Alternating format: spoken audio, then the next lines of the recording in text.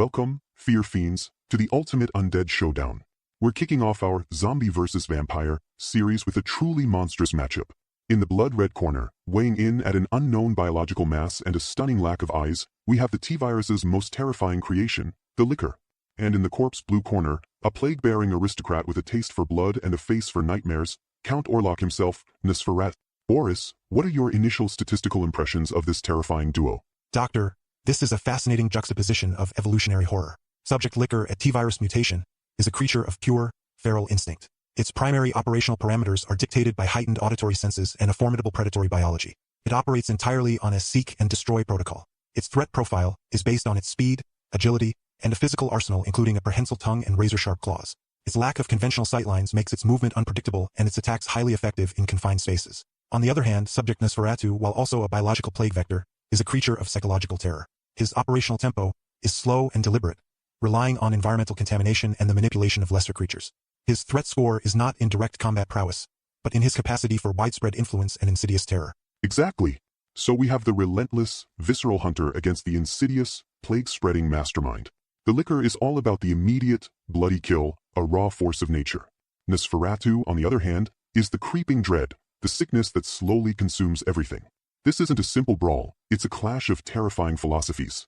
Lickers are the pinnacle of a viral threat, a horrifying biological weapon that has evolved into a perfect predator.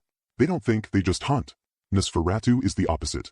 He's a cunning, ancient evil that uses the very fabric of society against itself. Boris, what's their signature flair and territory dominance rating? Subject Licker's signature flair is its unique, unnerving vocalizations and its agile, ceiling-crawling movement, which scores a 9.2 on the Psychological Disorientation Index. Its territory dominance is high within its operational zone due to its superior mobility and ambush proficiency. Subject Nosferatu, however, has a much broader territory dominance score, a 9.8 in fact, due to his ability to command and deploy plague-carrying rats, effectively turning an entire city into his hunting ground. His signature flair is his monstrous visage and the sheer dread he inspires, which scores a 9.5 on the primal revulsion coefficient. In this match, we have a clear distinction. The Licker dominates a localized area, while Nosferatu corrupts an entire ecosystem. Fascinating. The Licker is a monster of the moment, a flash of red and claws. Nosferatu is a monster of the ages, a shadow that spreads disease and decay. One is a scream, the other is a slow, silent dread. We'll be right back to see what happens when these two forces of horror collide in the ongoing battle.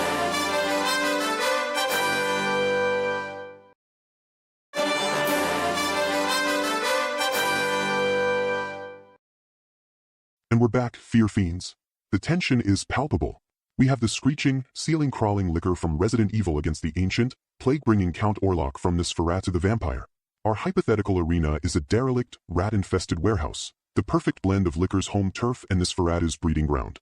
Boris, tell us what you're seeing. Initial analysis suggests an immediate tactical advantage for Subject Licker.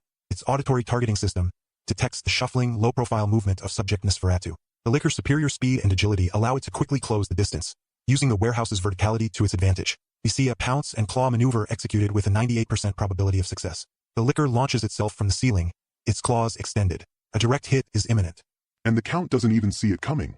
His archaic senses are no match for this modern horror. The Licker, an apex predator born of science, is completely out of his league in a one-on-one skirmish. The Licker lands a direct hit, tearing into Nosferatu with its sharp claws. What kind of damage are we looking at, Boris? Damage assessment indicates a minor to moderate physical injury for Subject Nosferatu. While the claws are lethal to humans, the Count's preternatural durability and resilience allow him to absorb the impact. The Licker's lack of strategic depth is becoming apparent. It's a pure killing machine, but it lacks the cunning to finish the job against a foe of this caliber. Subject Nosferatu's counterattack protocol is now initiated. He is using his immense strength to push the Licker away, giving him a crucial window to deploy his more insidious tactics. We are now seeing a deployment of plague vectors. Rats are swarming from the shadows, creating a defensive screen and a source of distraction. A brilliant, if utterly disgusting move.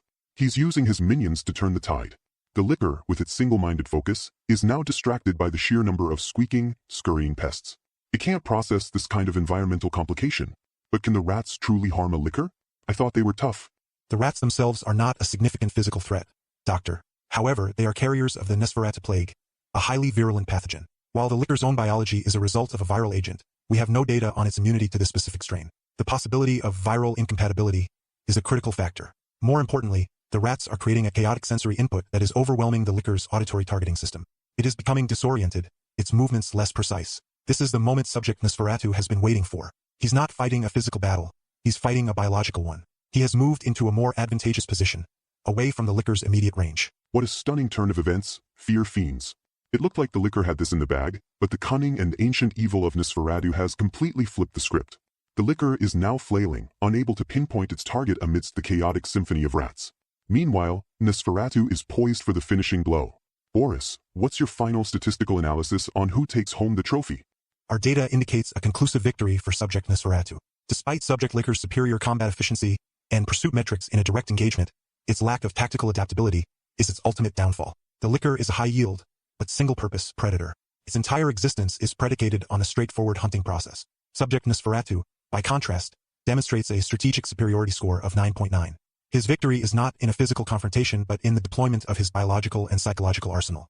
He understands that the deadliest weapon is not a claw or a stinger, but the silent, unseen hand of disease and decay. So you're saying that the liquor's brute force and speed just aren't enough when faced with a foe who's been playing the long game for centuries?